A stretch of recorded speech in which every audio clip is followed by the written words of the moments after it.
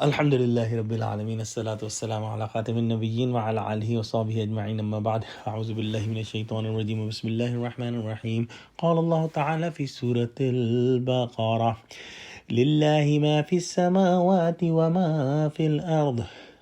وإن تبدوا ما في أنفسكم أو تخفوه يحاسبكم به الله فيغفر لمن يشاء ويعذب من يشاء والله على كل شيء قدير.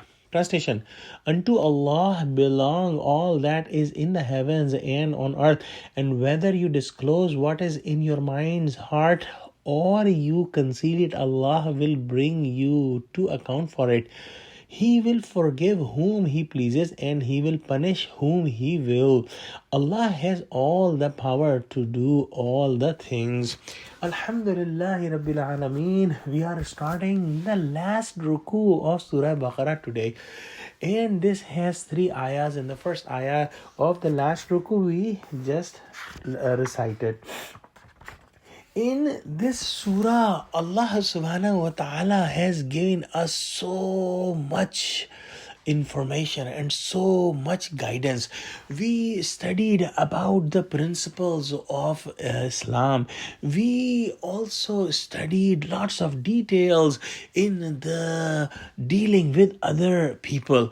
We studied the commandments about the divorce, about nikah, about the qasas. We studied about zakat or charity, and also studied about fasting and salah and trade and interest, and all these things were explained to us in the and in this ayah. Allah subhanahu wa ta'ala is explaining that Allah is the real king. He owns whatever is in the skies and in the earth, and He is the one who has absolute knowledge, the knowledge of even the thoughts in the hearts.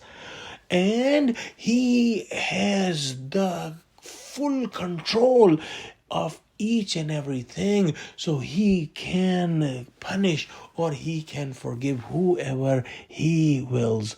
So if after studying all these commandments, if someone is trying to make tricks or trying to cheat these principles and these commandments, he must understand that this is Allah who is judging all these things.